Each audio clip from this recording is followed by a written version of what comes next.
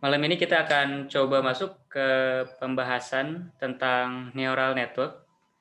Nah, neural network di pemrograman Python dengan menggunakan library Keras dengan backend TensorFlow ya. Tapi sebelum kita bahas implementasinya di kode program, kita akan terlebih dahulu kupas konsep dasarnya dulu gitu ya. Bagaimana neural network ini bekerja gitu ya. Walaupun pada akhirnya di level library kita tinggal bubuhkan beberapa syntax code, setup beberapa parameter itu sudah mengcover apa yang akan kita pahami di belakangnya gitu. Tapi pengetahuan tentang apa yang bekerja seperti apa gitu si neural network di belakang itu lumayan penting berkenaan dengan konsep dasarnya ya untuk nanti membangun pemahaman yang lebih baik gitu. Nanti ketika diterapkan di kehidupan nyata gitu ya, di real case-nya bisa tepat sasaran. Nah, kita akan coba masuk dari definisinya dulu tentang neural network ya, atau kalau di bahasa Indonesia sering umum dikatakan atau disebut sebagai jaringan saraf tiruan ya, artificial neural network. Ya, ini memang karena secara secara biologis gitu ya, ini ya sama seperti neuron gitu dalam sel manusia gitu ya, dalam sel tubuh, di mana di dalamnya ada akson, ada badan selnya gitu, ada dendrit. Hal itu semua direplicate ya, terminologinya gitu ya, building block-nya diadaptasi menjadi sebuah algoritma yang meniru cara kerja dari sel body di dalam tubuh manusia, misalkan seperti itu. Nah, apa yang bisa diharapkan dari neural network? Ya, neural network ini pada akhirnya mampu membuat komputer nih ya, memiliki kemampuan kognitif. Kemampuan kognitif tuh kalau di otak manusia itu seperti kemampuan untuk memecahkan masalah gitu ya, problem solving gitu ya. Terus juga dia dapat belajar gitu ya, mengenali hal baru, mengidentifikasi hal baru tersebut, dan terus berkembang kalau misalkan ada data baru. Nah, neural network bekerja semacam itu. Ini ilustrasi di dalam sistem biologis dan ini adalah ilustrasi dalam kerangka neural network ya. Jadi nanti kurang lebih secara elemen dasarnya sebuah neural network itu dibangun dalam bentuk seperti ini. Nah, sebelum kita bahas ini bagian-bagiannya dan bagaimana hubungannya dengan dataset gitu ya, dan prediction value yang akan kita predik gitu ya. Nah, ini kita akan coba kali lebih dulu tentang kelebihan dari neural network gitu ya. Nah, pertama, neural network ini fleksibel ya. Dia bisa mengatasi segala macam permasalahan lah boleh dibilang ya. Kalau kita berbicara sebelumnya tentang algoritma machine learning yang non neural network gitu ya. Itu dia rata-rata spesifik di salah satu permasalahan gitu ya. Sangat sedikit yang memang dia bisa mengcover di segala permasalahan. Nah, si neural network ini dia bisa mengcover segala permasalahan yang bisa di-solve di level machine learning tanpa harus mengganti satu algoritma dengan algoritma lain. Cukup dengan neural network saja. Contohnya permasalahan regresi dan klasifikasi dua-duanya bisa diselesaikan dengan neural network. Selain itu juga si neural network ini dia bisa mengolah data apapun intinya, asalkan dia memiliki representasi numerik gitu ya. Punya perwakilan data numeriknya. Nah, itu setelah kalau udah seperti itu gitu ya, ya ini kita bisa lakukan pemrosesan, prediksi, klasifikasi atau regresi gitu ya di dalam neural network. Asalkan sekali lagi dia punya representasi numeriknya. Contohnya kalau gambar ya tentu saja kalau secara visual kita melihatnya seperti ini ya, bergradasi, ada campuran warnanya. Tapi ya tentu saja kalau misalkan komputer melihat gambar digital ini sebagai matriks 3 dimensi, di mana tiap pikselnya itu dia memiliki nilai gitu ya, kurang lebih seperti itu.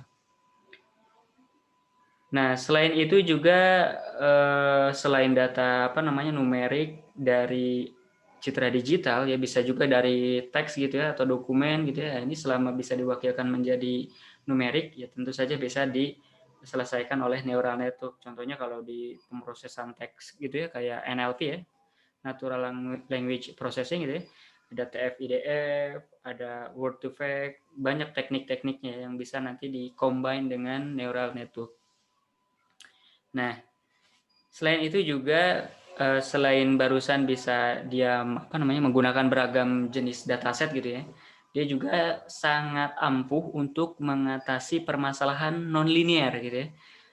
Permasalahan nonlinear itu seperti apa gitu ya? Kalau permasalahan linear itu yang secara pemisahan datanya bisa jelas gitu ya. Tinggal kita tarik garis lurus, dua distribusi datanya itu bisa dipisahkan. Tapi kalau misalkan kasus nonlinear, kurang lebih ilustrasinya seperti ini. Jadi distribusi datanya itu tidak teratur gitu ya. Mirip seperti support vector machine, tapi dengan cara yang lebih canggih gitu ya. Derajat nonlinearitasnya itu lebih kompleks dan itu bisa diselesaikan oleh si neural network. Nah, karena bisa menyelesaikan permasalahan nonlinear, ya ini bisa digunakan di beragam kasus yang kompleks banget gitu, seperti face recognition, object detection, yang melibatkan dataset yang sangat besar dan dimensi yang sangat besar tentunya. Forecasting, risk prediction, atau natural language processing gitu ya. Banyak kasus-kasus yang bisa diselesaikan oleh si neural network. Dan terakhir tentu saja yang sebelum saya singgung sedikit gitu ya, ya ini bekerja dengan baik untuk sampel data yang banyak. Sebelumnya kita puas dengan hasil SVM ya Mas, di-combine dengan face descriptornya LBPH, menghasilkan akurasi yang tinggi, tapi itu kita baru proving dengan sedikit kelas data dan dengan sedikit dataset sampel gitu ya, tiap kelasnya gitu ya. Bagaimana kalau misalkan nanti kelas datanya ada banyak, misalkan ada 100 orang gitu ya, 150 orang, 200 gitu ya. Apakah si SVM masih bisa melakukan separasi gitu ya antar kelas dengan baik gitu ya. Nah, ini akan menjadi kekurangan dari algoritma seperti SVM. Disinilah si neural network bisa diganti untuk mereplace keterbatasan tersebut. Ketika kita punya data yang sangat banyak gitu ya, nah ini lebih worth it kalau kita implementkan di dalam neural network gitu ya. Nah, itu kurang lebih kelebihan-kelebihan dari neural network. Nah, setelah barusan kita tahu sedikit tentang, ternyata kapasitas atau kemampuan dari si neural network itu seperti itu gitu ya. Kita akan masuk pelan-pelan ke dalam konsep atau cara kerja si neural network. Bagaimana neural network menghandle inputan data sehingga menghasilkan nilai yang diprediksi gitu ya, yang di output dari dalam dirinya gitu ya. Nah, ini kita akan coba bagi gitu ya, neural network ini menjadi 3 bagian, Mas. Ada bagian input, ada bagian output, dan di tengah sekarang kita sebut saja black box. Black box ini boleh dibilang sebuah rumusan-rumusan kompleks gitu ya, yang mampu menerjemahkan inputan dan memprediksikan hasilnya di output. Contohnya di sini kalau misalkan saya punya gambar kucing, saya apply ke dalam black box ini, maka si black box bisa tahu kalau yang diinputkannya adalah kucing. Nah, ini kurang lebih struktur dasarnya seperti ini. Nah, kita akan coba masuk lebih detail. Pada kenyataannya, ketika sebuah neural network bekerja, dia tidak langsung menelan bulat-bulat si data kucing ini gitu ya. Bisa saja kita cacah-cacah dulu menjadi suatu elemen-elemen fitur gitu ya. Katakanlah kalau di kucing, untuk mengenali ini kucing atau bukan kucing gitu ya. Telinganya bentuknya seperti ini, mata kucing bentuknya seperti ini, kakinya, hidungnya gitu ya. Baru diinputkan ke dalam function. Nah, masing-masing inputan ini tuh disebutnya variabel. Dan tentu saja ini akan berbeda dengan data lainnya. Kalau telinga, mata, kaki, sama hidung kucing seperti ini, ketika kita punya dataset lain untuk hewan lain, katakanlah untuk kelinci gitu ya, dia pasti memiliki bentuk yang berbeda. Telinganya berbeda, matanya berbeda, kakinya berbeda, hidungnya juga berbeda. Nah, telinga, mata, kaki, dan hidung ini disebutnya itu fitur atau variabel input gitu ya, yang dapat membantu si function di dalam black box untuk mengetahui apa yang diinputkan ini gitu ya, untuk merecognize apa yang dia terima gitu datanya gitu ya, apakah kucing, apakah kelinci, kurang lebih seperti itu. Nah, kita akan coba bawa konsep visual sederhana prediksi kucing ini ke dalam notasi numerik gitu ya, di dalam neural network. Bentuk notasinya kurang lebih seperti ini. Ini representasinya sama seperti yang barusan kita lihat di fitur telinga, hidung, kaki, mata kucing gitu ya. Cuma di sini saya wakilkan dengan variabel-variabel matematis. Saya sebut aja X1, X2 sampai X ke M gitu ya. Menandakan ya neural network ini bisa sangat banyak sekali inputan datanya gitu ya. Tidak terbatas di 3, 4 atau berapapun. Nah, ini saya sebut saja X sebagai input data. Nah, tiap input data ini dia akan dilakukan operasi gitu ya, perkalian dot ya, dot product dengan sebuah boleh dibilang ya, value gitu ya yang disebut dengan weight atau bobot gitu ya. Weight ini unik untuk masing-masing input ya. Jadi masing-masing input dia punya sendiri gitu ya. Kalau kita punya inputan variabel ada 3, berarti weight-nya ada 3, masing-masing untuk input-inputannya sendiri gitu ya. Nah, setelah kita terima inputan gitu ya, dioperasikan dengan weight, nanti bisa dilakukan operasi penjumlahan. Dijumlahkan semua hasilnya ini dari inputan pertama, kedua, ketiga. Setelah dijumlahkan, dan tentu saja dijumlahkan ini kalau kita menginginkan gitu ya, kita bisa tambahkan bias dan akhirnya di-apply ke activation function disebutnya itu. Terus kita bisa mendapatkan output. Nah, ini kurang lebih ilustrasi dasarnya. Kita akan coba masuk bahas satu-satu lebih dalam, mulai dari inputan, bobot ya, weight, fungsi penjumlahannya, activation function sampai didapatkan output ya. Nah, kita akan mulai dari inputan dulu ya. Inputan seperti tadi saya bilang, ya ini terdiri dari lebih dari satu variabel gitu ya. Bentuknya itu seperti vektor ya, atau list ya, atau array gitu ya. Kita bisa sebut saja X1, X2 sampai X ke M. Nah, ini tiap X inputan ini akan dilakukan operasi dot product ya dengan bobot atau weight. Sehingga di titik ini kita punya pasangan W dengan X ya. W ini adalah bobot, X ini adalah masing-masing inputannya. Kalau kita punya ada inputan 3, berarti ada operasi W dengan X sebanyak 3 kali gitu ya, untuk masing-masing pasangan bobotnya. Nah, setelah itu dilakukan operasi penjumlahan ya, untuk semua hasil perkalian bobotnya ya. Nah, kalau sudah dijumlahkan untuk tiap perkalian tiap dot product antara X dan bobotnya, untuk tiap input dan bobotnya gitu ya, di akhir bisa kita tambahkan B ya. B ini kalau kita berbicara seperti rumus persamaan linear sederhana gitu ya, seperti variabel C gitu ya. Dia boleh dibilang intercept lah gitu ya. Jadi untuk mengatur agar si outputnya ini bisa tepat akurat dengan hasil sebenarnya gitu ya. Nah, ini penentuan bias, bobot, dan lain sebagainya itu tidak kita tentukan. Itu si algoritma dalam neural network yang mengupdate, mendapatkan, mencari, dan mengubahnya gitu ya. Pada intinya, kita hanya perlu cukup tahu output di sini harus sedekat mungkin dengan aktualnya gitu ya. Kurang lebih seperti itu. Nah, setelah barusan dilakukan proses penjumlahan untuk tiap elemen inputan dengan bias, di akhir akan di-apply ke yang namanya itu activation function. Activation function ini ya dari namanya aja udah ketahuan ya, activation function. Jadi dia mengontrol apakah outputnya harus berfungsi atau tidak, muncul atau tidak. Kalau dikeluarkan ada data, seberapa besar yang harus dikeluarkan gitu ya. Nah, itu si activation function. Nah, activation function yang ada di neural network ini ya berbentuk seperti fungsi matematis gitu ya. Di sini ada contohnya activation function yang disebut dengan sigmoid ya.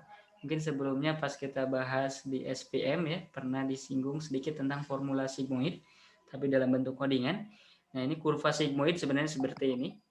Dia outputnya antara 0 sampai 1 ya, tapi inputannya bisa dari negatif sampai positif. Perumusan matematisnya kurang lebih seperti ini.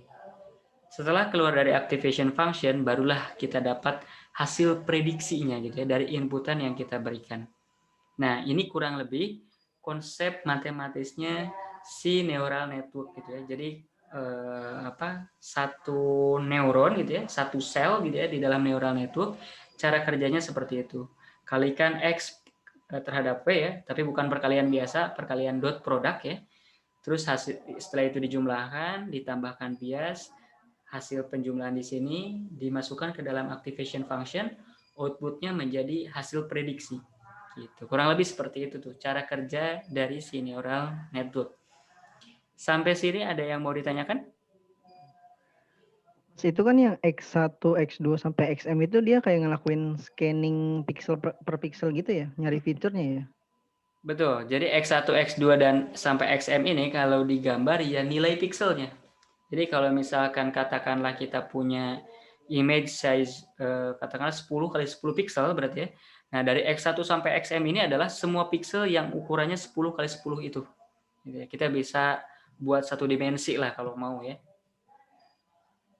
Oke, oke. Nah, setelah itu ya udah di dalamnya sesuai dengan yang saya beri jelaskan barusan akan dilakukan komputasi seperti itu, dihasilkan hasil prediksi dan akan di-compare dengan nilai aktualnya gitu ya. Kalau misalkan yang kita inputkan adalah wajah si A, ternyata di output katakanlah nilainya itu 3 gitu ya. Sementara aktualnya 4. Nah, itu berarti nanti ada error. Nanti dia balik lagi, iterate lagi, belajar lagi, memperbaiki sampai benar-benar outputnya itu jadi 4 gitu. Kurang lebih seperti itu. Itu pas scanningnya satu pixel atau kita bisa tentuin per 4 pixel gitu? Langsung keseluruhan gambar. Jadi kalau di neural network ketika dia memproses satu kan kalau di datasetnya itu berupa gambar, satu gambar itu ya satu sampel kan.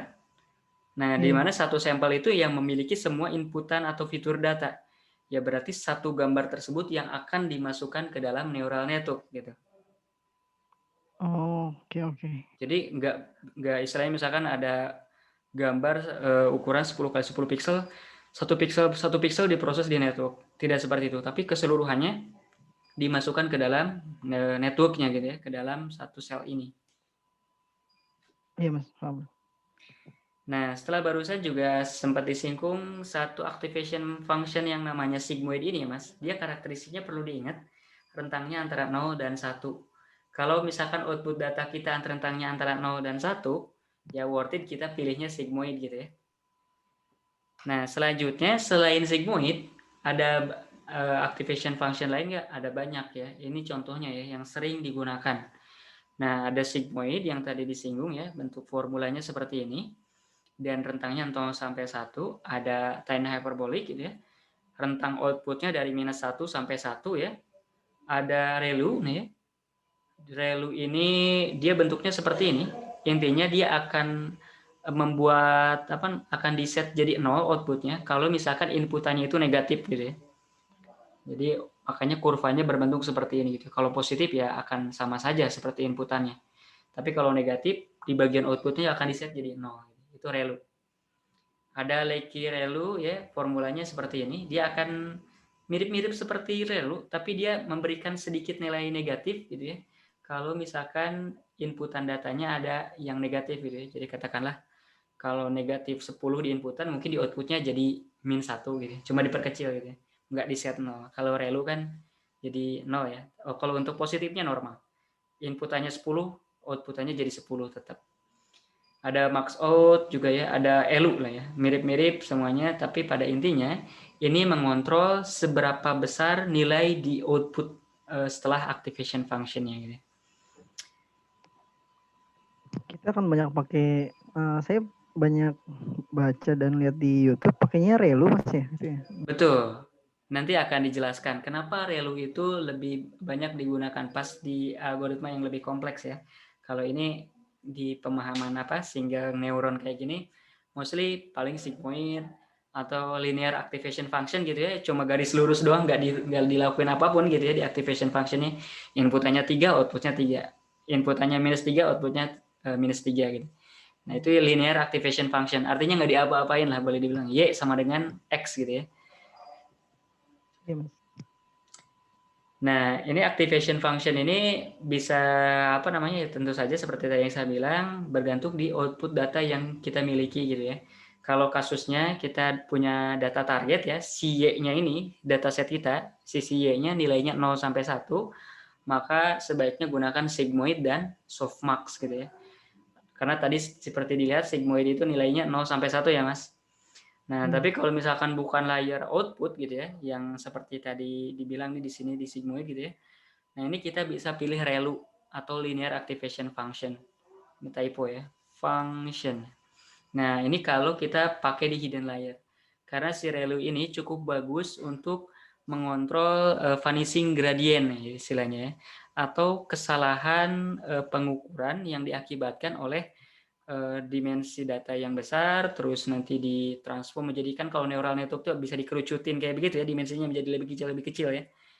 Nah, itu Iya, Mas. makanya untuk mengontrol istilah error yang disebut dengan vanishing gradient tersebut, nah ReLU efektif untuk menghandle tersebut error-error tersebut. Jadi yang negatif di draw jadi 0 gitu ya. Nah, yang kita bahas tadi di atas, Mas, si building block ini tuh sebenarnya hanya satu neuron gitu ya. Ibarat kata satu sel gitu ya, dengan katakanlah 3 inputan. Kenyataannya di arsitektur neural network, ketika dia menghandle permasalahan yang lebih kompleks, bisa terdiri dari lebih dari satu neuron atau lebih dari satu sel gitu ya. Nah, contohnya saja di sini gitu ya. Yang kita lihat sebelumnya di bagian ini seperti ini, lain hanyalah bagian ini saja gitu ya. Kalau kita isolasi nih ya, yang di garis putus-putus merah ini kan bagian neuronnya ya, yang ada sumnya ini. Nah, ini yang oranye ini adalah inputannya, berarti di sini ada 2 gitu ya. Garis-garis lain mungkin kita bisa abaikan dulu gitu ya. Nah, dengan demikian, kalau misalkan kita lihat secara keseluruhan, berarti di sini ada berapa banyak neuron gitu yang terlibat ya. Di tengahnya ada 1, 2, 3, 4, 5, 6, 7, dan di outputnya ada 1. Berarti ada 8 neuron yang terlibat di dalam network sampel seperti ini gitu ya. Nah, ini menjadi gambaran kepada kita gitu ya, bahwa sebenarnya neural network ini bisa disusun sedemikian rupa gitu ya. Jadi disambung dari satu layer ke layer lain, dari layer yang mana ke layer yang selanjutnya gitu ya. Jadi seperti rantai lah, dari mengalir dari input ke output, kurang lebih seperti itu. Iya, Mas, ya, Mas. Oke. Nah, sampai sini ada yang mau ditanyakan terlebih dahulu? Mas, kalau ini kan yang contohnya kan satu neuron ini kan X1, X2, ini kan yang gambarnya kuning ya. Betul. Itu kan kalau di gambar ada lingkaran putus-putus, itu sumnya yang hijau di atas ya? Oh, yang Paling atas. putus-putus 3 ini? Yang di kiri ini. Oh, Nah, betul. ini kan Sumnya sumnya betul. ada 4 nih, ada selanjutnya ada 3 lagi ya. Betul, sumnya ada di sini. Berarti di titik ini akan ada activation function, akan ada sum untuk 2 ini. Gitu ya. Di titik ini juga akan ada sum untuk 2 ini. Jadi inputan 2 ini tuh diproses di 4 sel berbeda gitu ya. Kenapa nggak cukup di satu sel saja? Apakah mungkin karena hasilnya bisa beda-beda? Betul. Karena hasil sum di sini karena pasti punya nilai bobot yang berbeda gitu ya. W di sini gitu ya, di sini, di tiap garis-garis ini. Kan ini bisa dilihat ya, masing-masing W ada ada di antara inputan dengan titik sumnya gitu ya. Nah, bisa jadi weight-nya berbeda satu dengan lain. Makanya 4 sel ini akan menghasilkan hasil penjumlahan yang akan berbeda juga gitu ya. Oh, iya, iya, iya. Makanya Ya, hasil paham. penjumlahan di sini nanti akan jadi inputan lagi untuk sel yang di depannya gitu kan. Contohnya kalau kita lihat yang di sini ya, Mas. Berarti ini Iya. inputannya yang mana aja? Output dari activation di sisi sini, output activation dari sisi sini, output activation di sini, output activation di sini gitu kan. Nah, ini ada 4. Jadi kalau di neural network itu di layer pertama inputannya pasti inputan layer di sini gitu kan. Kalau di Iya. layer yang selanjutnya inputannya adalah output pemrosesan dari layer yang pertama gitu ya. Kalau yang Lalu yang diproses lagi di layer kedua gitu ya, Mas ya? betul diproses lagi di layer kedua, nanti Terus pas begitu ya? terus sampai ke layer ke ujung, sampai di sini kita bisa berproses jadi satu misalkan contohnya ya. Kalau ini Iya. contohnya di sini tuh ada 2 variabel input, outputnya ada satu nilai gitu ya. Kurang lebih ini arsitektur sederhananya bisa kita buat seperti ini. Tapi tentu saja banyaknya titik neuron yang ada di dalamnya ini nggak harus 4 dan 3 ya. Ini hanya ilustrasi, bisa kita set berapapun gitu. Semakin banyak apa semakin bagus juga? Betul. Ini di bawah kita akan ulas. Apa bedanya sebuah layer pada sebuah neural network ketika dia memiliki sedikit neuron dan banyak neuron gitu ya. Dan apa bedanya atau apa ngaruhnya juga gitu ya, sebuah neural network yang memiliki satu atau lebih banyak layer gitu ya. apa pengaruhnya ke kemampuan dia merecognize atau mengklasifikasikan gitu ya. Apakah ada impact yang bagus gitu ya atau sama saja gitu ya. Ini akan kita coba gali. Nah, kurang lebih deskripsinya seperti ini. Semakin banyak jumlah neuron ya, berarti contohnya antara 1 dengan 4 gitu ya, pada sebuah layer akan membuat layer tersebut memahami beragam variasi data pada fitur data gitu ya. Maksudnya seperti apa gitu ya? Dari kata-katanya sedikit membingungkan gitu ya. Jadi kalau kita ulang ya, semakin banyak jumlah neuron pada sebuah layar akan membuat layar tersebut memahami beragam variasi ya, di kata variasinya pada fitur data. Jadi kalau kita kembali lagi dan kita tadi membayangkan yang sampel visual yang kucing ya Mas, di mana inputannya itu ada telinga, mata, kaki gitu ya. Apalagi misalkan hidung gitu ya. Nah, kalau misalkan neuronnya ada banyak, si inputan data contohnya telinga, dia bisa recognize oh ini telinga yang ukurannya kecil, telinga yang ukurannya besar, telinga yang miring gitu ya, yang lancip, yang bulat atau apa gitu ya. Terus kakinya yang panjang, kaki putih, kaki hitam dan lain sebagainya gitu. Kurang lebih seperti itu. Semakin banyak neuron, dia semakin memahami beragam variasi kemungkinan-kemungkinan yang ada di data gitu ya. Tapi kalau misalkan neuronnya sedikit, kita punya dataset yang memiliki pengetahuan itu semua gitu ya, ada variasi beragam telinganya gitu ya di dataset kucing. Nah, si neural network tidak mampu mempelajarinya gitu karena dia terlalu sedikit neuronnya gitu. Tapi kalau misalkan neuron di layar pertamanya cukup banyak, itu akan mampu direpresentasikan sebagai kemampuan dia mempelajari beragam variasi dari katakanlah fitur telinga-telinga kucing. Contohnya seperti itu. Nah, itu banyaknya neuron berpengaruh seperti itu. Kalau semakin banyaknya layar gitu ya, ini akan membantu membuat si neural network-nya mengenali fitur lebih dalam gitu ya. Jadi dia bisa nge-matchingin gitu ya, kombinasi antara fitur-fitur sebelumnya. Kalau kucing ras katakanlah ya, kakinya itu pendek, warnanya putih dan ekornya panjang. Nah, ini berarti katakanlah ras apa gitu ya. Kalau ada kucing warnanya belang, campuran matanya biru dan apa gitu ya. Ini kemungkinan kucing ini gitu ya. Nah, bagaimana dia memahami kombinasi-kombinasi tersebut? Nah, ini di banyaknya layer gitu ya. Semakin banyak layer, dia makin mampu menghubungkan kemampuan di layer-layer sebelumnya lah, kurang lebih seperti itu. Jadi dia bisa merecognize contohnya, oh kalau kucing ras misalkan dia ekornya seperti ini, warnanya kemungkinan ini gitu ya. Kurang lebih seperti itu. Tapi kalau layarnya sedikit, mungkin kemampuan dia merecognize dengan dan mengkombinasikan satu dan beragam fitur gitu ya akan menjadi lebih tumpul gitu ya. Tidak terlalu canggih, tapi kalau layarnya semakin banyak, dia semakin mampu memahami beragam detail-detail yang tidak didapatkan gitu ya di layar pertama. Nah, ini secara harfiahnya, tapi kita bisa lihat gambaran visualnya di sini. Contohnya gitu ya. Ini kasus sederhana, ada 2 distribusi data, warna oranye dan titik-titik yang biru ya. Titik-titik yang warna oranye, titik-titik yang warna biru.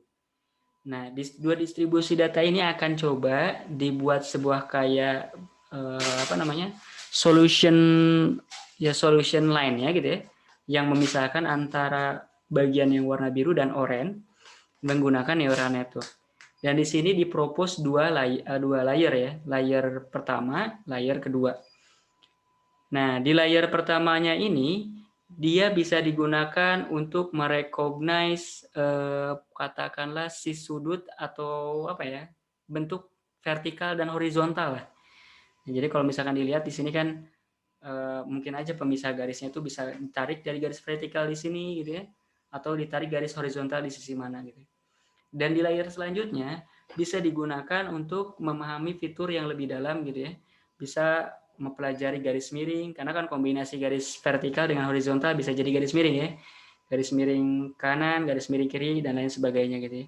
Sehingga di akhirnya dia bisa merecognize atau mengklasifikasikan data menjadi seperti ini. Nah, itu seperti yang saya bilang, banyaknya neuron akan mengakibatkan si neural network mampu mempelajari beragam variasi ya, variasi sebuah fitur, fiturnya garis misalkan ya, garis lurus vertikal, garis lurus horizontal.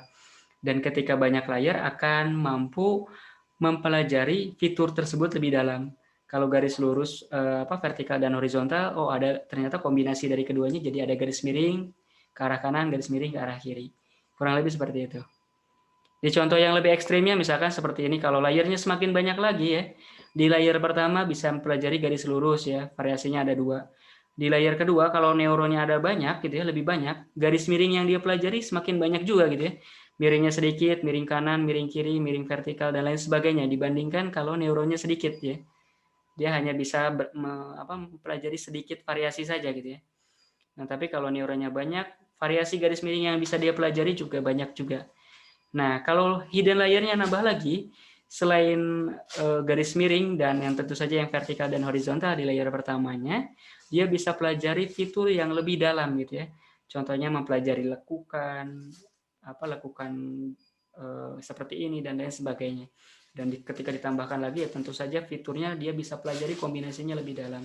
Dan pada akhirnya dia bisa memisahkan bentuk distribusi yang lebih kompleks. Nah, di sini bisa kebayang kalau misalkan di neural network itu banyaknya layer dan banyaknya neuron memungkinkan dia mampu mempelajari data yang lebih kompleks dengan baik gitu ya. Kalau datanya simple mungkin 2 layer dengan sedikit neuron seperti ini cukup gitu ya karena distribusinya sederhana. Tapi bayangkan kalau distribusinya spiral seperti ini ya Mas. Nah, ini tentu saja kita memerlukan lebih banyak layer untuk agar si neural network yang mempelajari fitur lebih dalam gitu ya.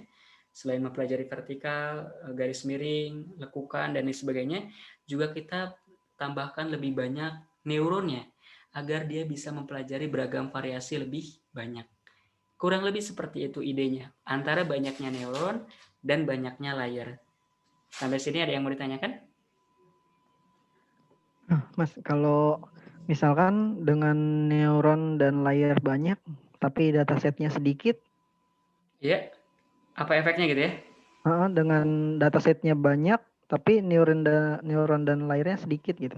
Nah, ini yang akan menjadi concern betul.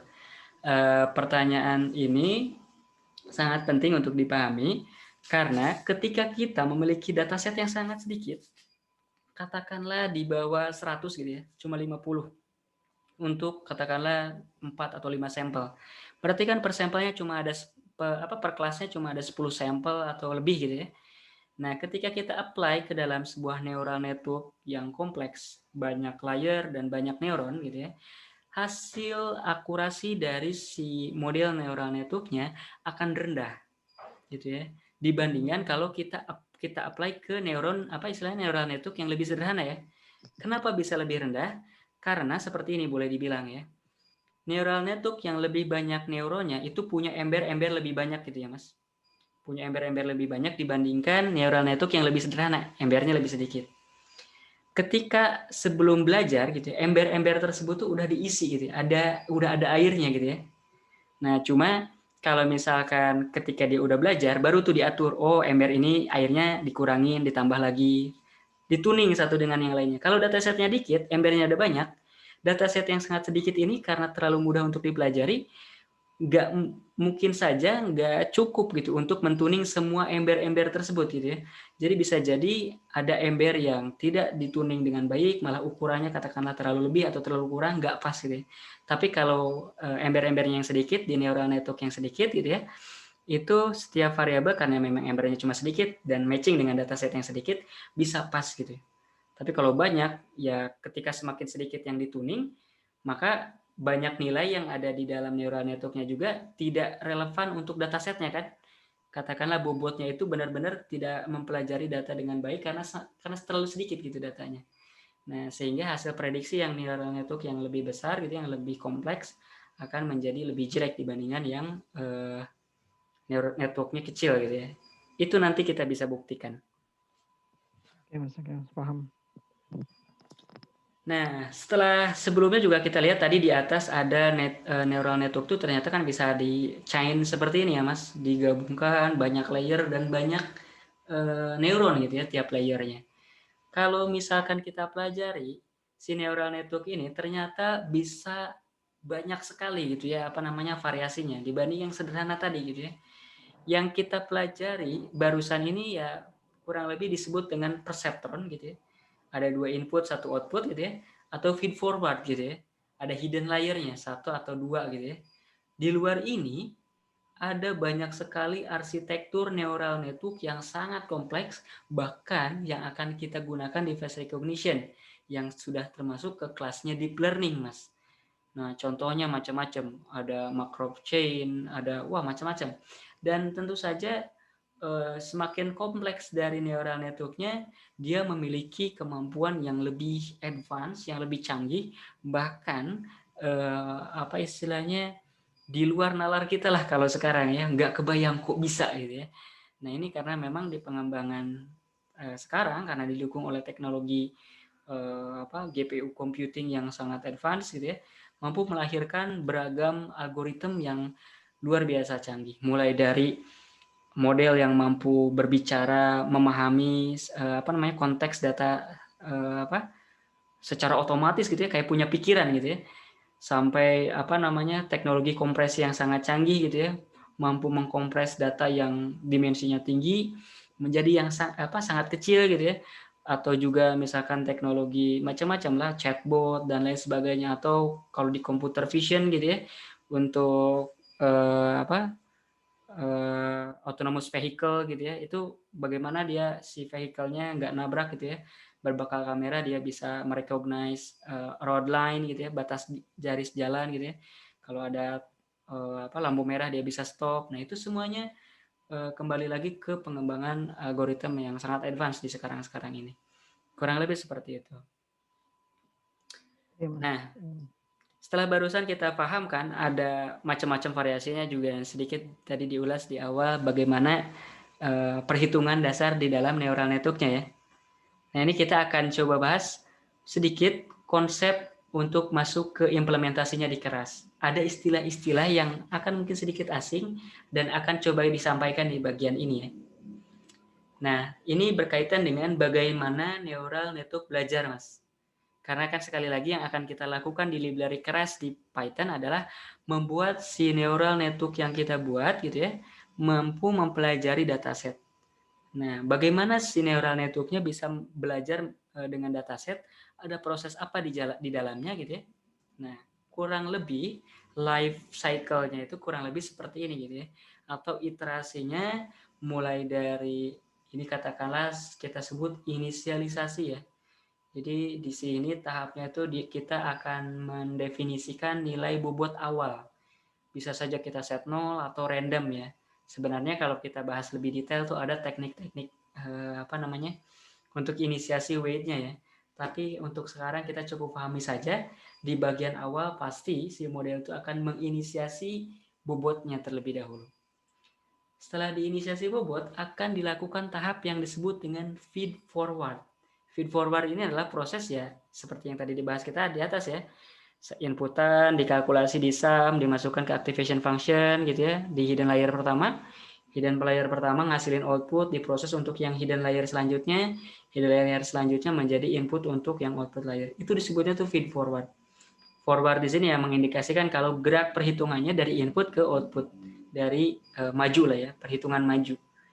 Nah, karena sudah sekali feed forward, pasti kan akan menghasilkan output gitu ya, output tunggal di sisi ini. Kita bisa ukur loss-nya atau error-nya. Error ini ya tentu saja perbedaan antara nilai hasil prediksi dan aktualnya. Karena kan kalau dataset kita pasti punya nilai input dan nilai output aktualnya ya. Nah, nilai prediksi ini kita akan coba compare dengan nilai aktual tersebut. Pada intinya, di sisi ini, si neural network akan mengecek seberapa jauh nilai hasil prediksi dengan yang aktualnya. Setelah dia hitung berapa loss-nya atau error-nya, dia akan melakukan teknik yang disebut dengan feed backward gitu ya.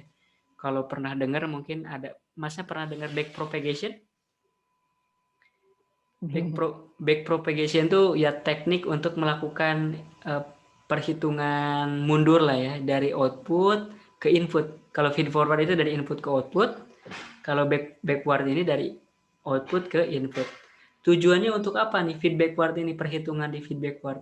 pada intinya dia akan digunakan untuk mengupdate bobot yang tadi kita setup nilai awalnya di sini ya.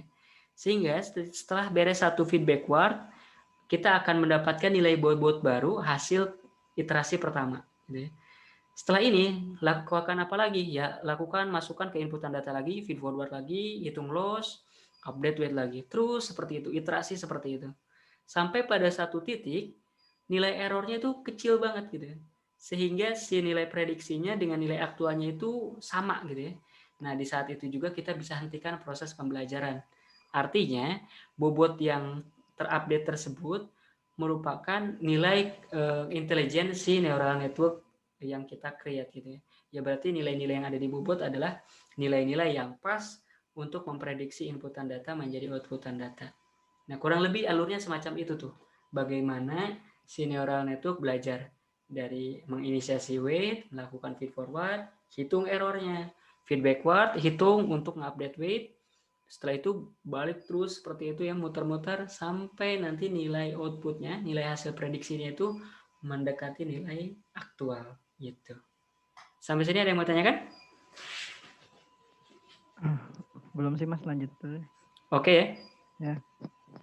Oke. Nah, untuk menghitung error ini, kan di sini ya kalau sederhananya kalau ngitung error kan semudah kayak kita ngurangin nilai prediksi dikurangin nilai aktual gitu kan. Selisihnya berapa ya berarti nanti selanjutnya kita harus ngejar tuh bisa harus lebih kecil kan deltanya kan.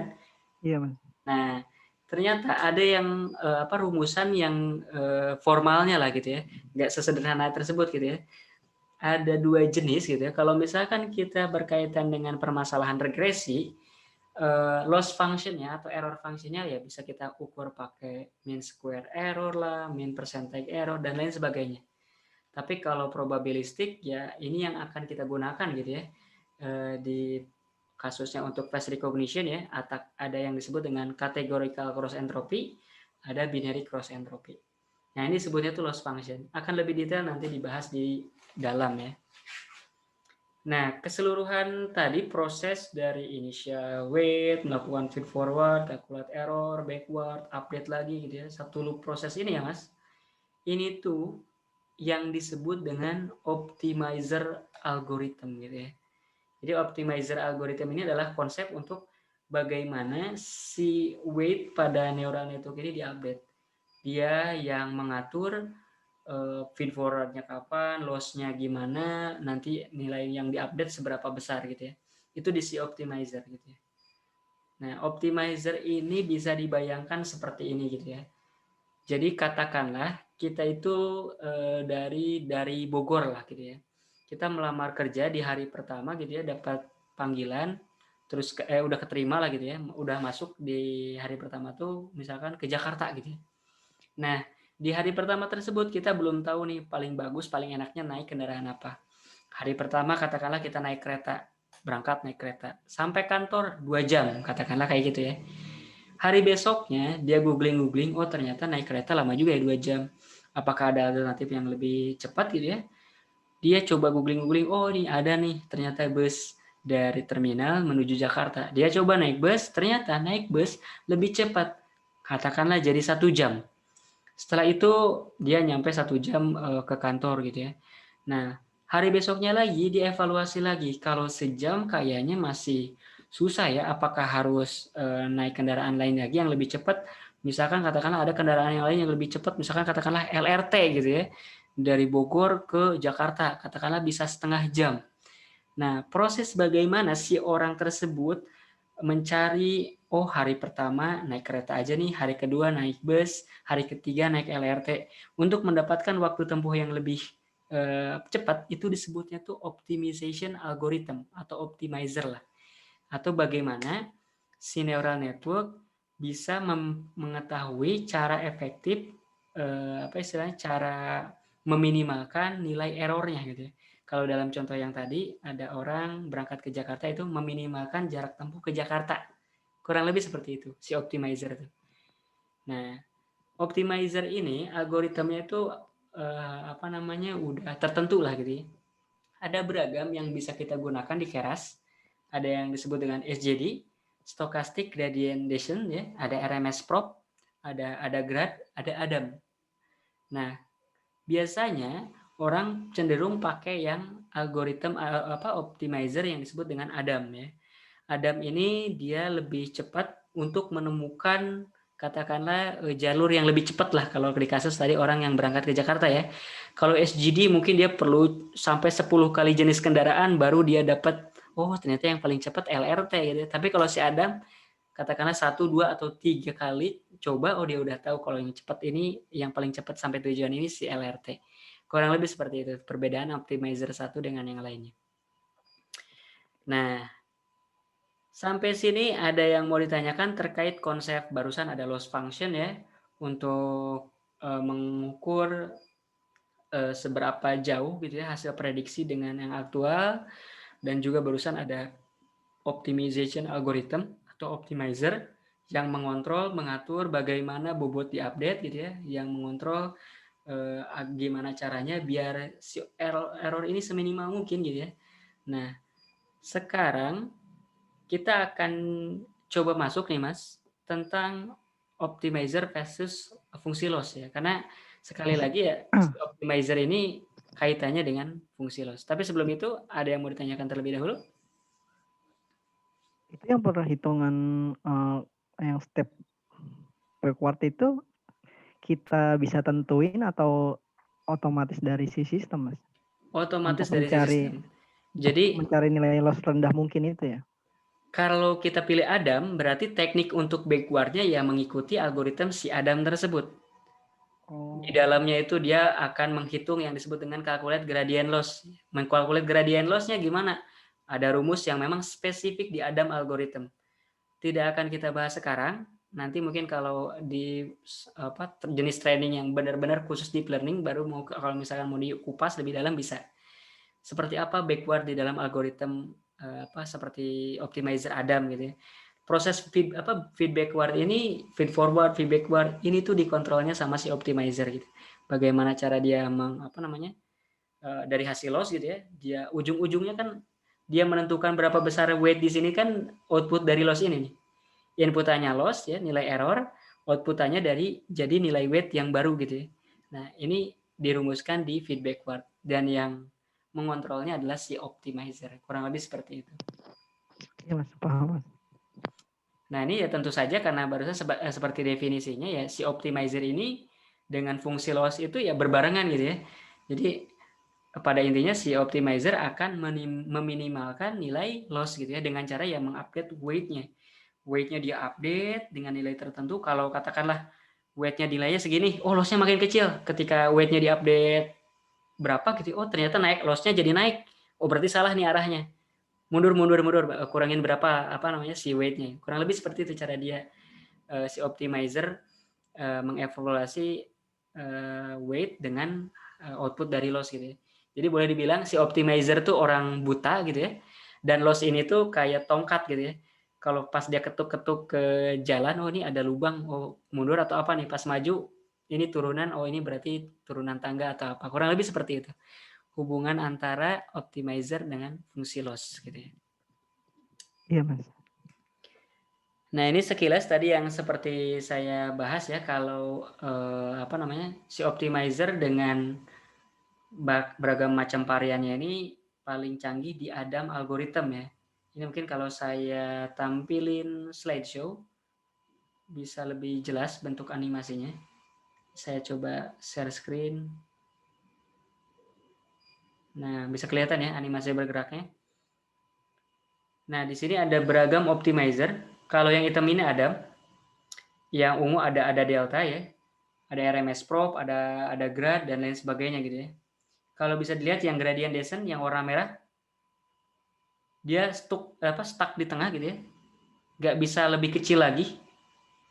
Sementara kalau algoritma yang lain-lain ya lebih lambat untuk sampai dapat nilai minimum error gitu ya. Error yang lebih kecil berarti kalau error lebih kecil semakin turun ke bawah gitu ya. Nah, si Adam cenderung lebih cepat, ada juga yang lebih cepat lain itu ada delta ya. Tapi mostly orang sering pakainya Adam gitu ya. Kurang lebih seperti itu.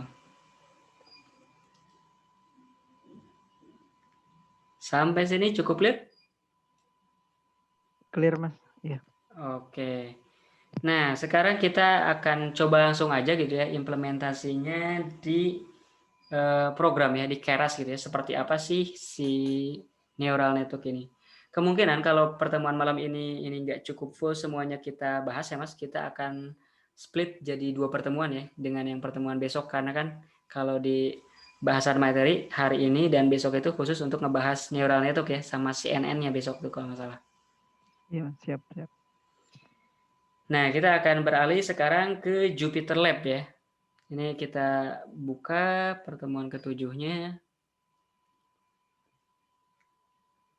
Seperti yang sudah diinstal, seharusnya sebelumnya sudah diinstal ya, library Keras ya, dan TensorFlow-nya. Kita bisa gunakan untuk hands-on mengeksplor tentang neural network gitu ya. Nah, ini mungkin sedikit intro dulu, seperti kenapa kita harus beranjak dari algoritma yang sebelumnya gitu ya. Sempat tadi disinggung sedikit kalau ya support vector mesin nggak terlalu scalable kalau terutama kalau datasetnya banyak dan kelas datanya juga banyak. Gitu ya. Kalau implementasi sebelumnya kan seperti ini ya, kita menggunakan hard cascade classifier untuk face detection-nya gitu ya. Ya ini memang kelebihannya cepat, tapi wajah yang bisa deteksi kalau ngadep depan doang kan, kalau miring gitu kan nggak bisa kedeteksi, betul nggak? Kalau Iya, hard cascade itu. Fitur ekstraksinya kita pakai local binary pattern ya.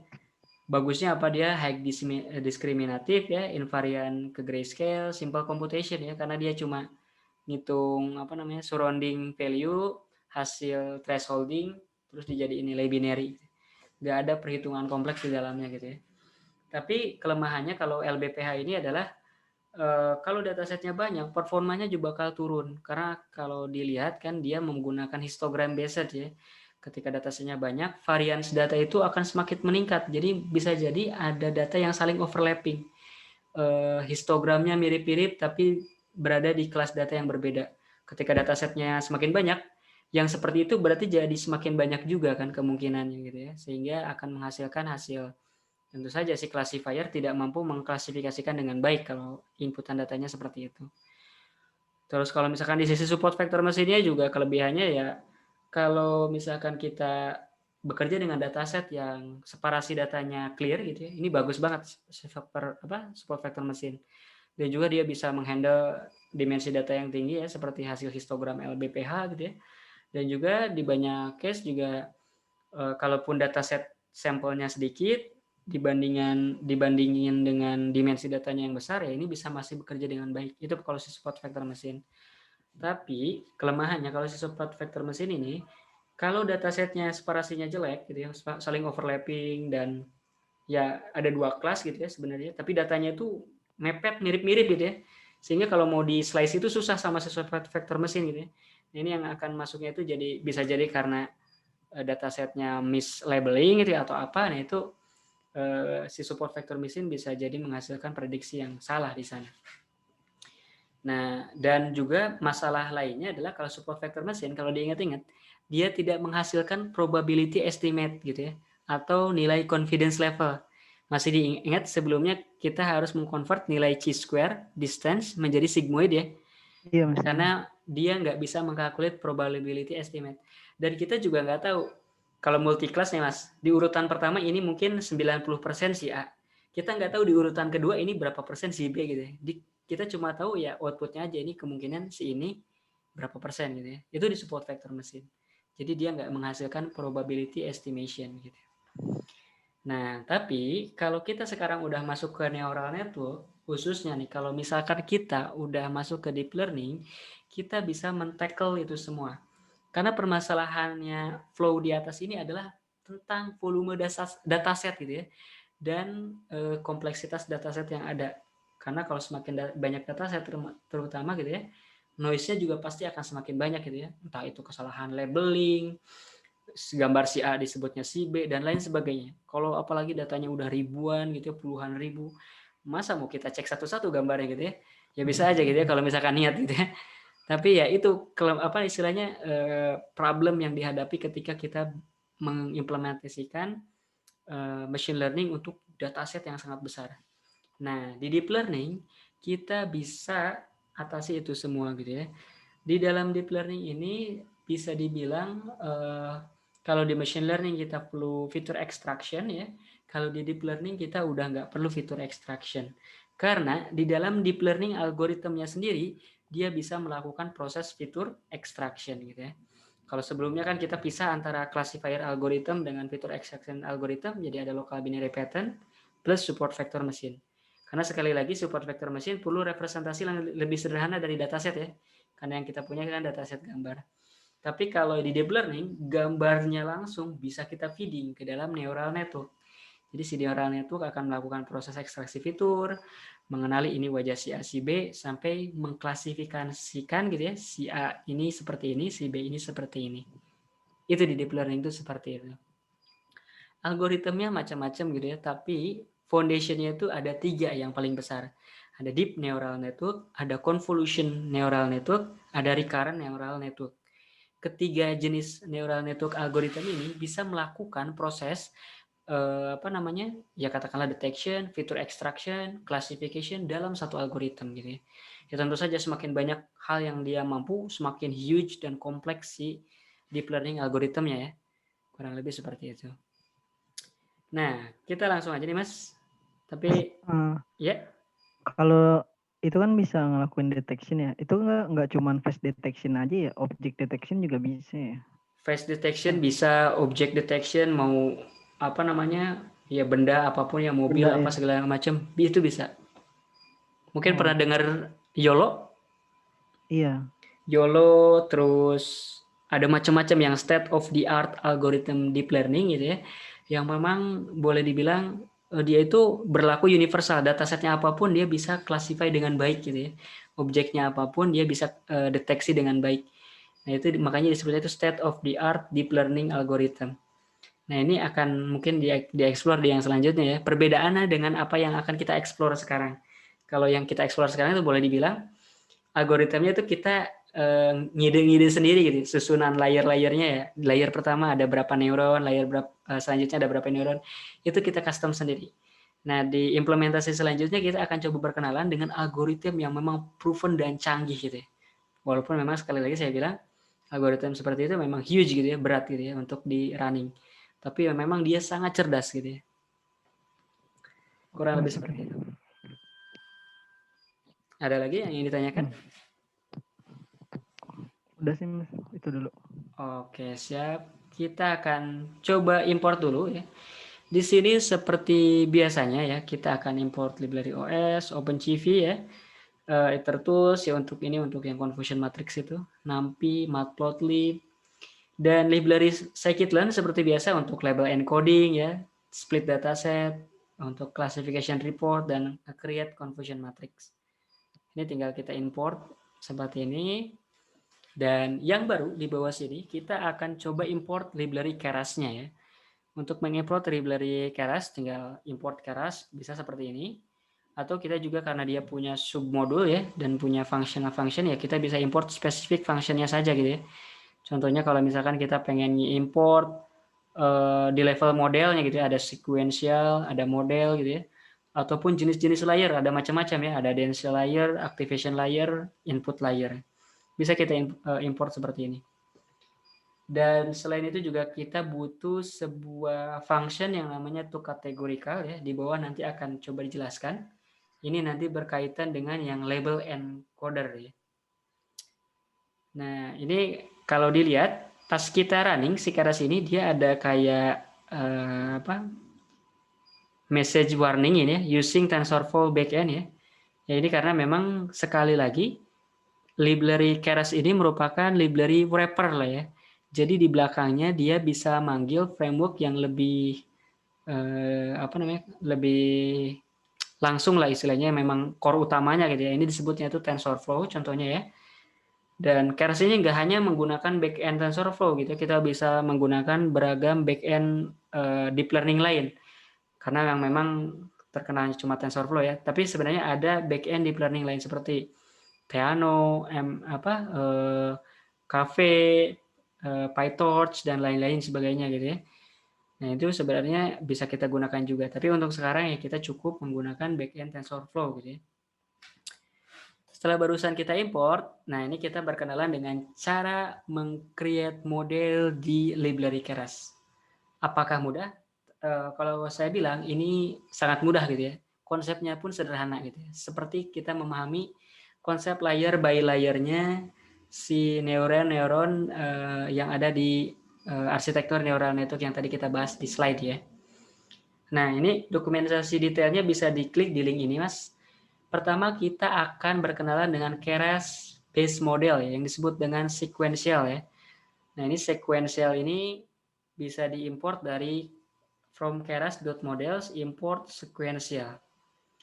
Nah, dari sequential ini kita bisa create object, umumnya orang sebut model, karena ini boleh dibilang template awalnya lah ya. Nah, jadi model sama dengan sequential seperti ini gitu ya. Nah, konsepnya ketika kita ingin menambahkan layer ke dalam model yang kita create, kita menggunakan metode .add. Nah, .add. Nah, di dalam titik-titik ini kita bisa put jenis layer yang mau kita tambahkan ke dalam model yang kita define menggunakan sequential ini gitu ya. Nah, model yang pertama kali kita tambahkan berarti layer yang pertama kali kita tambahkan ke dalam model merupakan layer pertama pada networknya gitu ya. Jadi nyusun gitu. Add pertama kali akan jadi hidden layer pertama, add yang kedua kalinya gitu, yang keduanya akan menjadi hidden layer kedua, terus seperti itu sampai add yang terakhir tentu saja akan menjadi output layer. Nah, itu konsepnya kalau di dalam sequential metodenya si Keras library ya. Nah, terus apa yang bisa kita input di dalam titik-titiknya ini? Seperti tadi saya bilang, titik-titiknya ini diinput oleh layer-layer ya. Untuk sekarang kita akan coba perkenalkan pelajari yang disebut dengan dense layer atau yang disebut dengan fully connected layer. Atau juga ya boleh dibilang ini yang neural network yang seperti ini gitu ya. Yang tadi kita lihat juga di PPT. Ini contohnya ya, ada 3 inputan data. Di sini ada hidden layer dengan sebanyak berapa nih? 5 neuron gitu ya. Dan ini ada output layer terdiri dari 2 neuron ya.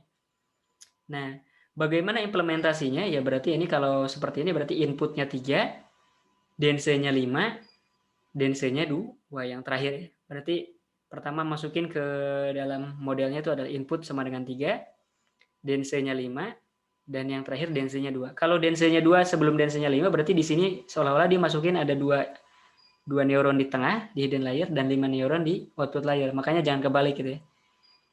Nah, ini dense layer ya. Dense layer ini ya cukup definisi sepertinya dense gitu ya. Untuk mendefinisikan berapa banyaknya neuron ya tinggal masukin aja unitnya. 16 berarti ya 16 neuron gitu ya, untuk di layer tersebut. Dan di sini juga kita bisa masukkan beberapa properti tambahan ya. Sebagai catatan ya, kalau misalkan dense layernya merupakan layer pertama ya, contohnya di sini dense layer yang 5 ini gitu ya. Ini bisa kita masukkan sebuah inputan properti input dim ya. Input dim menandakan kalau di lokasi ini adalah layer hidden pertamanya dan inputan akan masuk ke dense layer pertama ini gitu ya. Dan selain itu juga selain kita bisa specify input dimension ya untuk dense layer paling pertama, kita juga bisa specify activation function ya. Di sini contohnya kalau misalkan kita mau specify di dense layer ini gitu ya, layer di neuron layer ini gitu ya, activationnya relu ya tinggal seperti ini saja. Dan ini efektif untuk semua neuron gitu ya. Kalau neuronnya ada 5, berarti kelima neuron ini semuanya pakai relu, kurang lebih seperti itu. Nggak bisa kita pisah-pisahin ya tiap dalam satu layer, masing-masing unit gitu ya, masing-masing neuron memiliki activation function yang berbeda-beda. Kalau di Keras kita cuma bisa set sama untuk satu layer gitu ya. Bisa dibuat sepertinya atau bisa kita pisah juga ya. Jadi activation ini menjadi satu layer terpisah gitu. Jadi cara nulisnya dense 16 dilanjutkan dengan activation relu seperti ini. Ini implementasinya mirip dengan yang ini. Ada yang mau ditanyakan sampai sini? Mas, saya pernah lihat tuh biasanya tuh setelah relu itu ada polling. Polling itu apa ya, Mas? Kalau polling itu di ini nanti di layer max polling ya. Kalau di dense layer nggak ada parameter polling. Oh gitu. Ya, kalau dense layer tuh cuma layer neural network sederhana seperti ini gitu ya. Dia ada inputannya misalkan contohnya 3, ya di sini yang cuma bisa kita set, ya mungkin kita bisa cek juga ya metode-metodenya ya. Ini kan barusan kita udah import ya dense. Ini kita bisa cek ada metode apa aja sih di dalam si Dense ya. Apa dokumentasinya ya.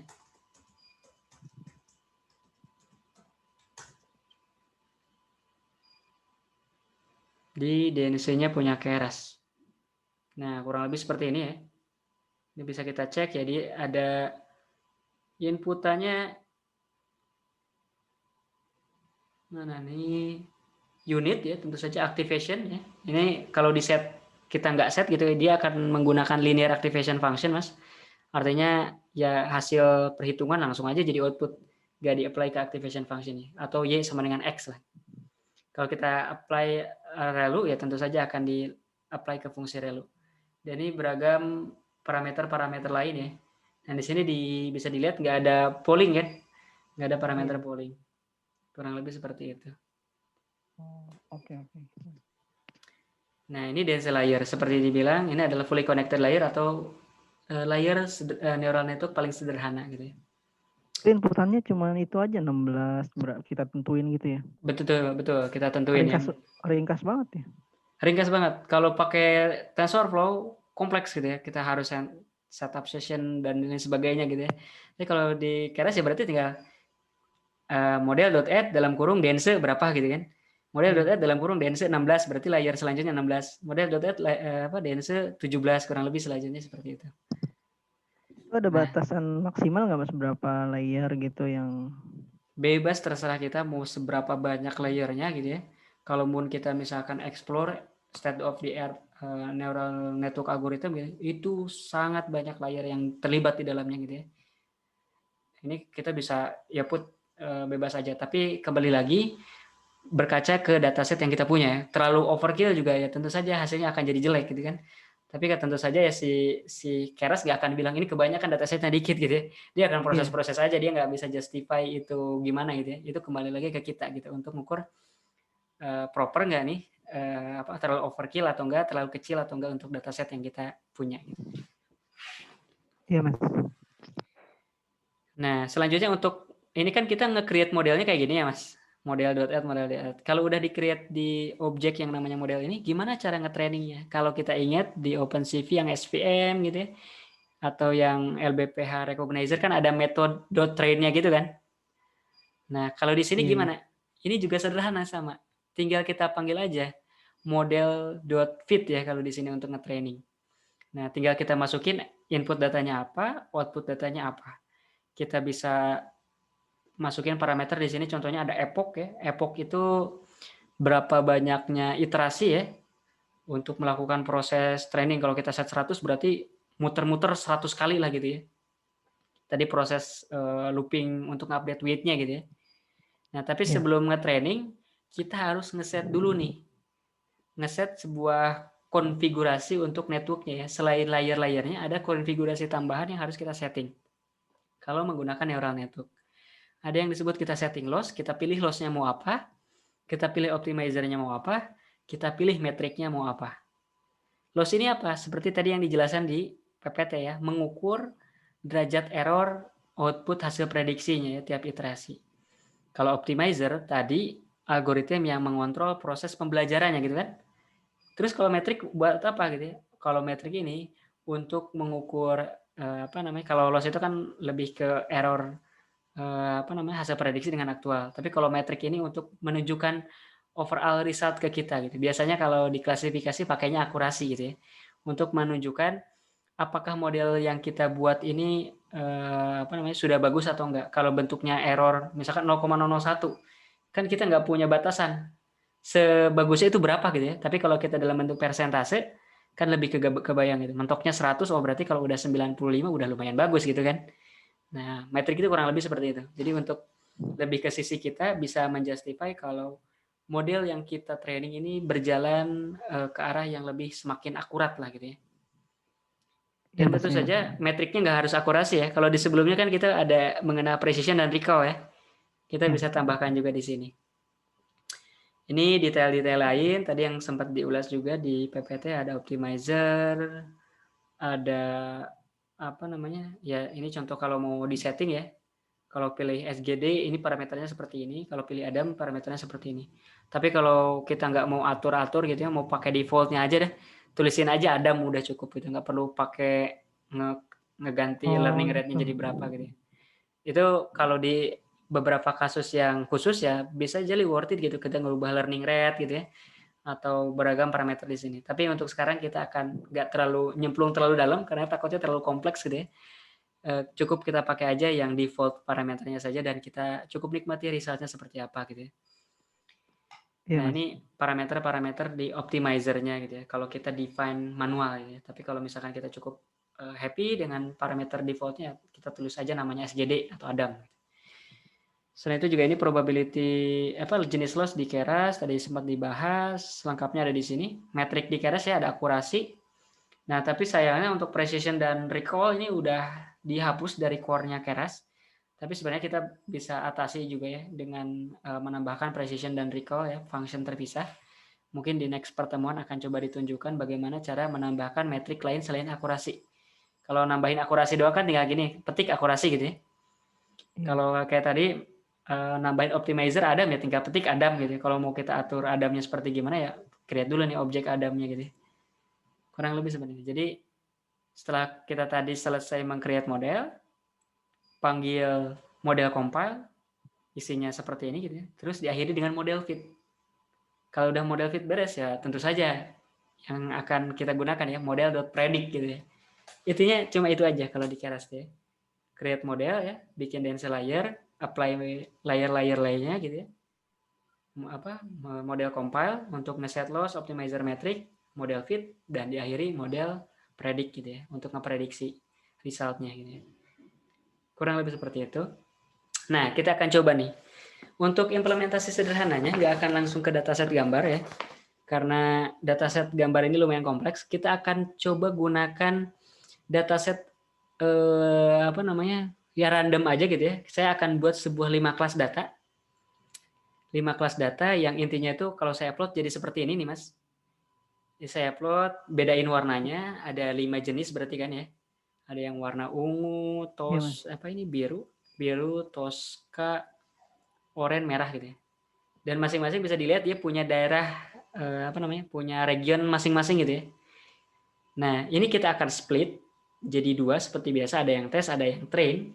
Yang tesnya nanti akan kita apply apakah benar dia bisa yang ungu benar-benar keplot di daerah ungu gak masuk ke daerah yang biru katakanlah gitu ya. Atau yang merah benar-benar hasil yang data tesnya itu diprediksi sebagai dataset yang warna merah nggak masuk ke area yang oranye. Kurang lebih seperti itu. Nah, untuk ngepopulate data-data ini saya menggunakan sebuah function. Ini saya sebut saja generate dataset ya. Saya bisa set kelasnya di sini dan ini ada parameter noise ya untuk mengontrol random location si datanya karena ini cuma random data generator. Untuk ngebikin random datanya gimana ini? Pakai nampi random nampi random lah ya, pakai metodenya random si nampi akan ngegenerate random number sebanyak yang kita inginkan ya. Di sini kalau size-nya kita specify 100 berarti akan ada 100 number random integer gitu ya atau random number. Nah, di sini saya set sebagai X1 random number sebanyak size yang saya set ditambah katakanlah di sini ya formulanya saya custom seperti ini lah biar bervarian gitu ya. Ditambahin label dikurangi kelas. Kalau X2-nya ini saya random juga, yang X1 ditambahin random size terus dikali noise, atau juga bisa kita misalkan pangkat 2 lah gitu, atau seperti apa, bebas lah. Yang intinya kita bisa mempopulate ini X1 terhadap Y, terhadap X ya, X2 terhadap sumbu Y gitu ya. Jadi tiap titik ini punya X1 dan X2, dan tiap nilainya ini ada labelnya. Labelnya kalau yang ungu berarti 1, yang biru ini 2, yang toska 3, oranye 4, yang merah 5 lah. Kurang lebih seperti itu. Kita running. Ini saya akan set size-nya 500, berarti ada 500 data. Untuk 5 kelas, berarti ya tiap kelas ada 100 data lah ya. Ini kalau saya cek datasetnya ini ya, si outputnya. Nah, ini karena ada inputannya berarti kan X1, X2. Outputannya kan label, berarti ini X1 yang kolom pertama, X2 yang kolom kedua, dan yang kolom terakhir ini adalah labelnya. Bisa dilihat kalau nilainya ini dengan ini, oh ini 2. Kalau nilainya kayak begini, ini 4. Nah, dan lain sebagainya gitu, sampai semua datasetnya. Ini makanya di sini saya bisa plot scatter seperti ini. Color mapping-nya rainbow, dan untuk color map-nya ini pakai yang kolom ke 3-nya ya. Kalau posisinya X, Y-nya pakai yang si X1 dan X2. Sehingga makanya bisa masing-masing kelas bisa beda warna. Iya Mas, paham Mas. Nah, setelah kita punya dataset seperti ini, tentu saja dong kita perlu split dulu ya Mas, mana yang X, mana yang Y. Karena yang X ini dia ada di kolom 0 dan 1, ya ini bisa pakai numpy slicing ya. Untuk semua row, saya pengen ambil kolom ke 0 sampai sebelum 2, berarti 1 ya. Kalau untuk yang ini, Y, ini saya ambil untuk semua row, tapi cukup di kolom 2. Gitu. Sehingga di sini saya bisa punya variabel X dan Y. Yang X tentu saja 500 kali 2 ya, karena ada 2 kolom, 500 sampel.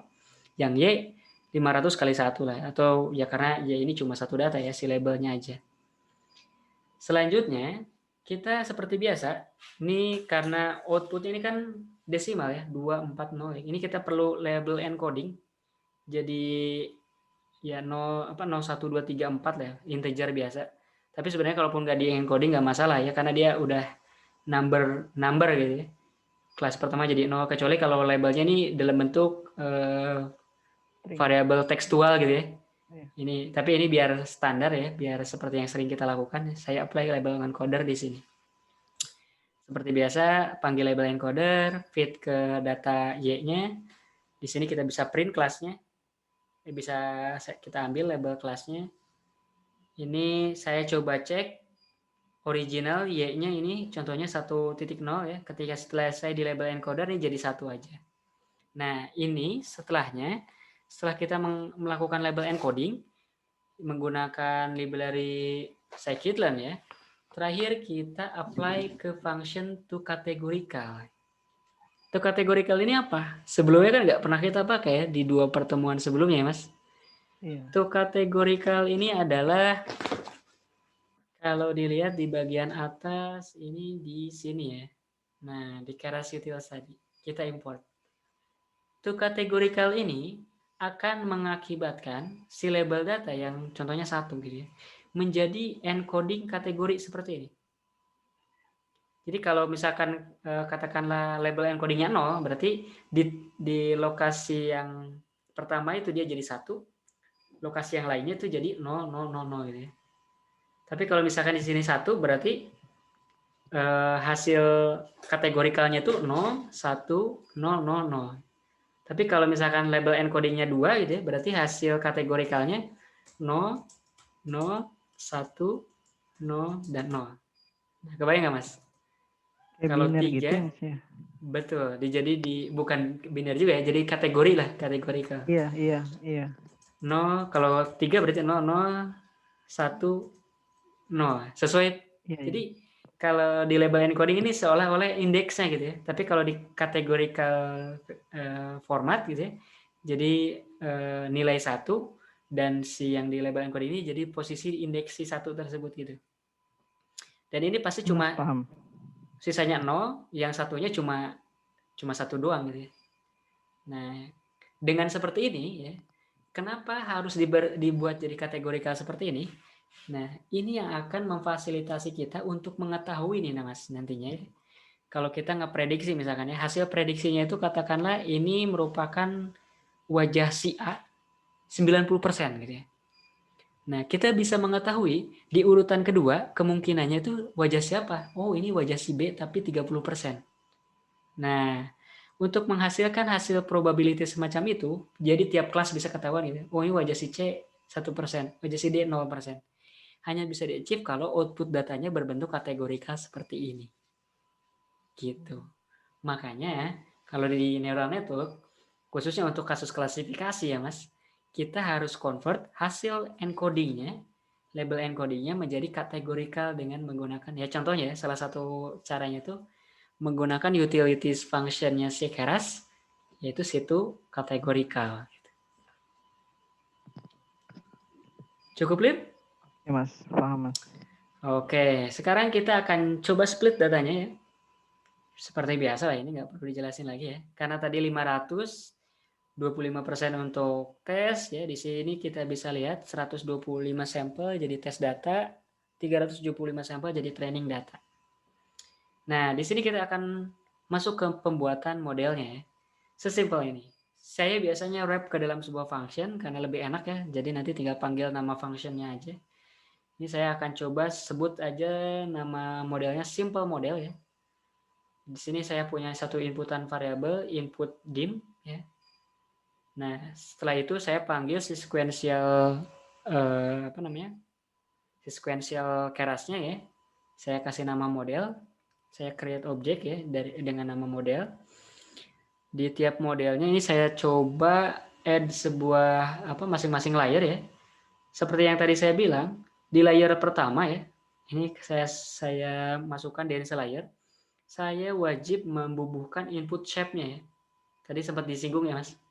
Nah, Iya. karena dengan seperti ini si model bisa tahu data itu harus masuk mulai dari layer mana. Nah, kalau kita define di sini input shape-nya seperti ini, oh, jadi ketahuan inputnya dari yang si dense layer yang jumlah neuronnya ada 64 ini. Ini saya saya masukkan bentuknya seperti ini ya. Karena ini memang datanya satu dimensi gitu ya. Tinggal input dim aja. Misalkan tadi kan kalau di sini inputnya 2 ya, ada dua data ya. Berarti inputnya 2,0. Activation function-nya bisa set dari lalu. Kita bisa append, tambahin layer-layer selanjutnya di sini seperti ini. Dan satu yang perlu difahami, di layer terakhir Mas, ya, di layer terakhir dense-nya, ini wajib sejumlah kelas yang kita punya. Karena di atas kita nge-generate 5 kelas nih Mas, ada 5 distribusi data lah ya. Nah makanya di dense layer terakhir kita set 5 seperti ini. Kurang lebih seperti itu ya. Dan karena biar matching kan, kayak ini kita set gak 5, dia pasti gak mau bakal error gitu ya. Nah terakhir kita bisa apply activation function sigmoid seperti ini. Ini boleh dipisahkan activation-nya jadi layer terpisah, atau kalau mau dimasukkan seperti metodenya yang di atas gitu ya, kita masukkan activation sama dengan sigmoid juga bisa seperti itu. Sama saja. Di sini kita bisa panggil model summary. Mungkin tadi nggak kita jelasin ya model summary buat apa, cuma dijelasin model compile. Model summary itu untuk ngeprint networknya ya, jadi kelihatan input output datanya ya, banyaknya trainable param atau weight di dalam network yang kita bangun. Kalau seperti ini kan bisa kebayang ada berapa weight gitu ya di networknya kan, bisa sangat banyak banget kan. Iya. Nah ini kita akan coba running ya, apakah benar si neural networknya bisa bekerja dengan baik. Oke, ya, sebentar nih, kayaknya enggak, kayak lagging barusan. Nah, oke, ini saya import, saya running selnya, saya bikin variabel simple model, function simple model. Nah, di sini barulah kita panggil untuk nge-training ya. Nah, di sini kita panggil model.fit, masukin xtrain ya, trainnya seperti biasa. Epochnya kita bisa set 100 ya, berarti 100 kali iterasi ya, Mas. Ini ada batch size. Iya. Ada batch size. Batch size ini apa? Batch size ini kalau di Keras dan di TensorFlow dan di kebanyakan library neural network gitu ya, atau deep learning, memungkinkan kita memasukin data gitu ya ke dalam sebuah network gak satu-satu gitu ya. Jadi kita bisa buat batch gitu ya. Kalau tadi kan di atas pas di PPT saya bilang untuk ke dalam network itu bisa kita masukkan satu sampel gitu kan. Nah, kalau misalkan kita mau gitu ya, kita juga bisa setting gak hanya satu sampel. Bisa aja kita masukkan lebih dari satu, 10, 20, misalnya contohnya di sini 64 ke dalam satu network sekaligus. Jadi satu feed forward langsung kita masukin 64 sampel. Benefitnya apa? Tentu saja lebih cepat gitu ya. Kalau batch itu boleh dibilang kayak kita katakanlah ada genteng gitu ya, kumpulan genteng dari lokasi A ke B.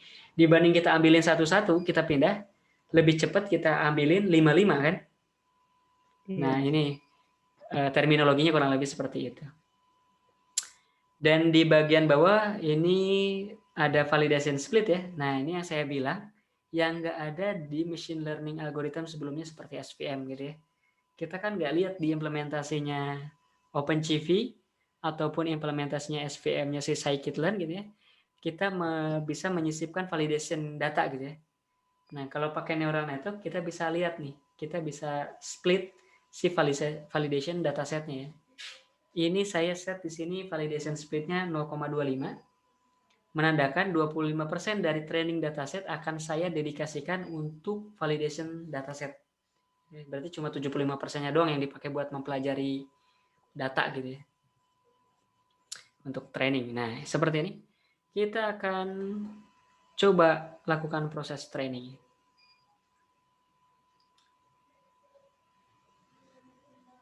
Oke. Sampai sini ada yang mau ditanyakan terlebih dahulu? Ini ringkas-ringkas banget ya Mas.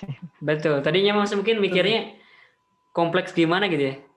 Iya, saya pikir karena ya lebih canggih gitu pasti banyak parameter yang harus dimasukin, Iya. gitu kan? Enggak kok, kalau pakai Keras, kan ini sebenarnya lebih ke karena memang kita pakai library Keras ya. Keras itu Iya, banyak orang yang suka tuh karena simple seperti ini gitu. Mungkin kalau pakai TensorFlow lebih complicated ya, banyak setup macam-macamnya gitu ya. Dan nggak gampang dibaca seperti ini. Kalau ini kan kita pun nggak belajar detail, kok ketahuan ini maksudnya seperti ini gitu. Gampang dibaca lah gitu ya. Ini kita coba running aja ya. iya. Ini saya running. Nah, bisa dilihat setelah di running ya. Ini mungkin saya apa namanya, enable scrolling ya, biar bisa di scroll. Nah, ini kalau bisa dilihat di bawah sini ada kayak semacam kolom, harusnya disable ya, disable scrolling. Oh, tapi ada error ya. Nanti kita lihat errornya seperti apa ya. Ini bisa dilihat kalau di sini dense layer dan lain sebagainya ke print ya.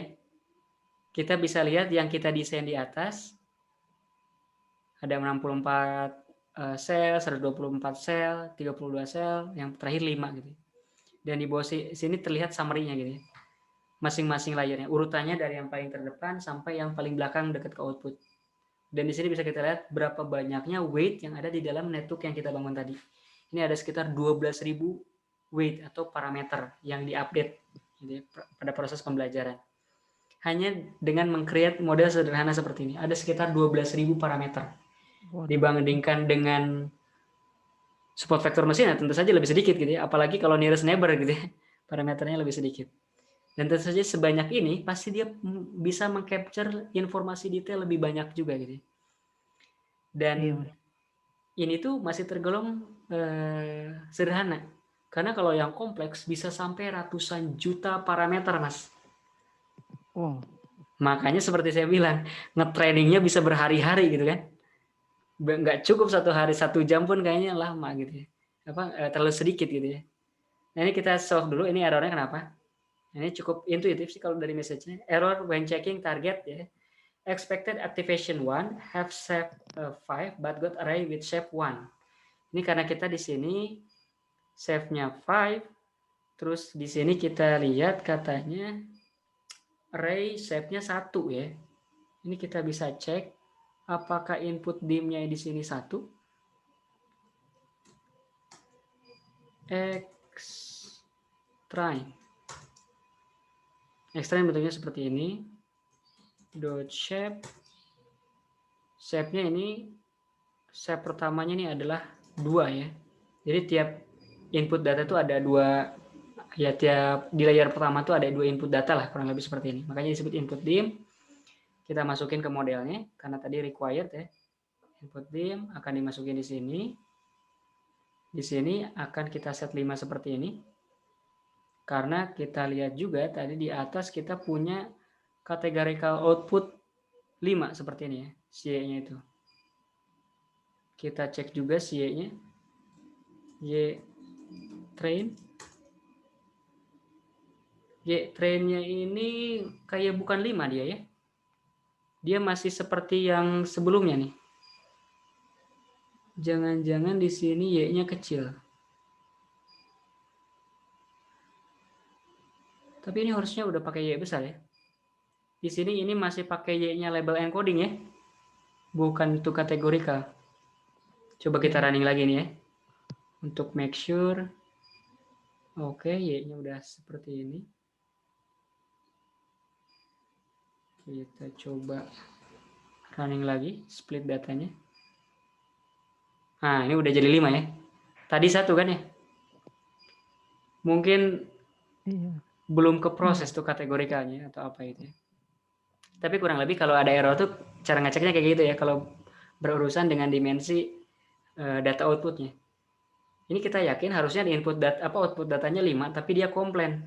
Dia minta 5 tapi yang datang 1. Oh, berarti kita cek nih Y-nya 1 atau 5. Ternyata pas kita cek barusan kan 1 ya, 1 dimensi. Yang benar kan harusnya Y-nya juga 5 ya, karena kita punya 5 kelas data. Y train. Nah, sekarang udah 5 kan, masing-masing output udah 5 data. Kalau tadi 1 kan? Iya. Iya, itulah kurang lebih cara ngedebugnya seperti itu. Ini kita coba rerun. Ini enak gitu ya. Tiap step itu dia tunjukkan progress learningnya gitu ya.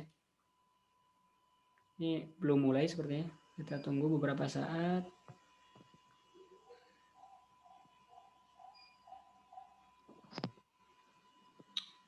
Oh, nih kayaknya saya perlu restart. Perlu restart dulu bentar ya.